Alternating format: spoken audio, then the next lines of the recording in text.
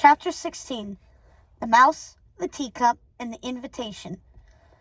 After Sir Richard's untimely death, things were different in the Tremaine household. The Book of Fairy Tales had gotten some things right. He did die, quite suddenly, and all too soon.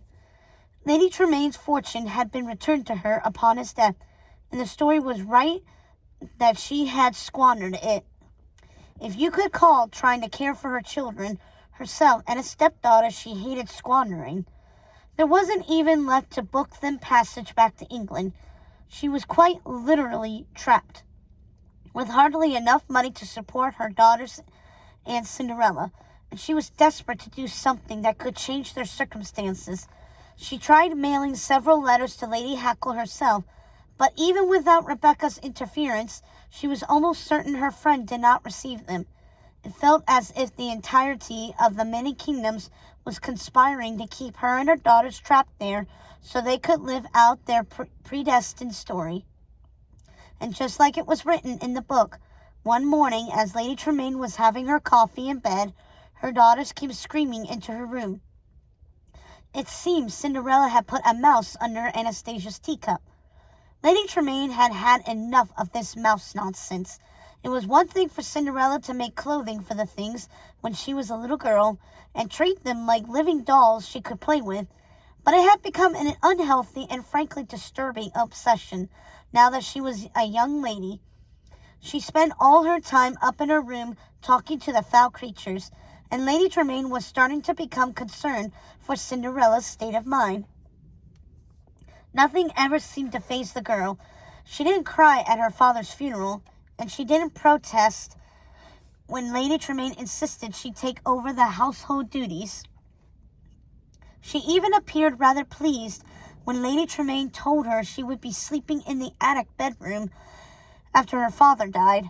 Cinderella simply said, "I understand." It seemed there was nothing Lady Tremaine could do to squash her spirit. The girl even sang as she did her chores. But the fact was, for all Cinderella's smiles and naivety, Lady Tremaine felt the girl had a sinister side. She had been tormenting her daughters since the day they met. She put mice under their teacups, mice in their shoes, mice in their dress pockets, mice in little hats, and vests everywhere. Lady Tremaine was sick to death of it.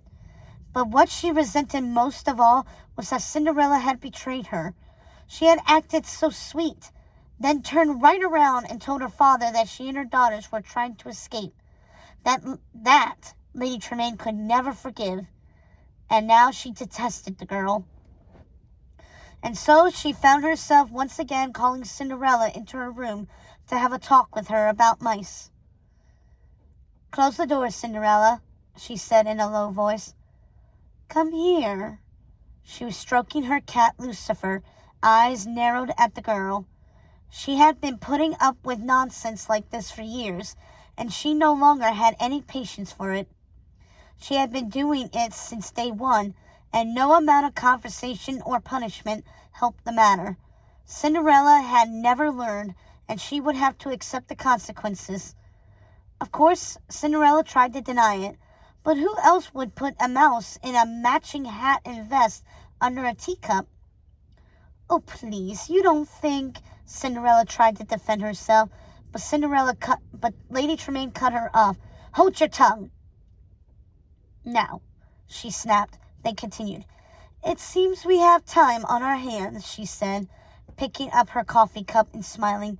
"But I was only trying to..." Cinderella began, but again Lady Tremaine cut her off. "Silence!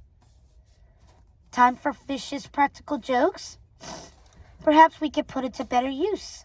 She poured cream into her coffee and continued. "Now, let me see. There's a large carpet in the main hall. Clean it. And the windows, upstairs and down, wash them. Oh, yes, and the tapestries and the draperies." Lady Tremaine felt a sense of power in making Cinderella pay for everything she had done to make her life miserable. The mice, of course, and the unforgivable betrayal. But she also enjoyed it because she and her daughters had spent years cleaning up after Cinderella and doing her father's bidding, all under the watchful eye of her poor, sweet, perfect deceased mother. The mother Lady Tremaine had never had a hope of replacing. She was delighted to turn the tables now on this deceitful and traitorous little brat. That is how Lady Tremaine saw her, and who could blame her, really? And because she had grown to hate the girl so much, she took delight in not letting her speak. But the fact was, Lady Tremaine hated the sound of Cinderella's simperingly sweet voice. She was sick of it, and she was sick of her. She hated the sight of the girl. "Do them again," Lady Tremaine snapped. "And don't forget the garden. Then scrub the terrace, sweep the halls and the stairs, clean the chimneys, and of course there's the mending and the sewing and the laundry." She took a sip of her coffee. "Oh, yes, and one more thing. See that Lucifer gets his bath," she added, knowing how much Cinderella hated giving Lucifer his bath. It was mornings like this that gave Lady Tremaine life. They made her feel like the strong, capable woman she was, and not the coward she had become under the dominion of Cinderella's father. However, no amount of tormenting the girl would change their circumstances. She needed a plan. But then a solution to all their problems magically presented itself to her. An invitation from the castle. It came that afternoon while she was with her girls, who had been bickering, no doubt, because they were feeling high-strung from Cinderella's constant antics. Lady Tremaine had been under tremendous stress and agitation, but rarely let herself lose control. Not since she had started wearing her brooch every day. She held her composure like a statue, cold, resolute, and in complete control. She did her best to impart this way of thinking to her girls to no avail. Anastasia and Drizella always had been difficult to control, now that she reflected on it. The girls became wild as ever when Cinderella brought in the invitation, snatching it back and forth from each other until Lady Tremaine took the letter and read it herself. "Well, there's to be a ball," she said, realizing this was the perfect opportunity for her girls. If one of them could marry the prince, their prayers would be answered. But then she heard Sir Richard in her mind, laughing at her when she had called her girls beautiful and saying they were not presentable. Of course he thought his own daughter would make a better match for the prince. As much as she believed her daughters were lovely, she couldn't shake the fear that if Cinderella attended the ball with them, Anastasia and Drizella would be overlooked. Lady Tremaine decided she would do what she could to keep the girl from attending, to give her girls a better chance. The girl had done everything in her power to make Lady Tremaine's life unbeatable, and she wasn't going to let the little twit ruin this for her daughters, not after everything she had already done to them. This time, her daughters would shine, and they would finally have a happier life, the one she had hoped for when they first moved to this miserable place. But Cinderella had read the letter herself, and pointed out in that too sweet, simpering voice of hers that the letter said that, by royal decree, every eligible maiden should attend the ball. "Yes, so it does," said Lady Tremaine. "Well, I see no reason why you can't go, if you get all your work done." "Oh, I will, I promise," said Cinderella.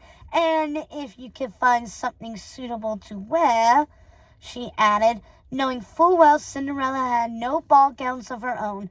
"I'm sure I can. Oh, thank you, stepmother." Cinderella left the room, smiling, no doubt, with visions of marrying the prince dancing in her otherwise feather-filled head. Lady Tremaine was satisfied. There was no way Cinderella would be able to finish all her housework, make a dress, and still have enough time to get ready for the ball. She touched her brooch happily, thinking about how it would break Cinderella's heart to see them go to the ball without her. But her girls didn't seem to catch on to their mother's plan. "Mother, Do you realize what you just said? Drizella asked. Of course. I said if, said Lady Tremaine, smirking.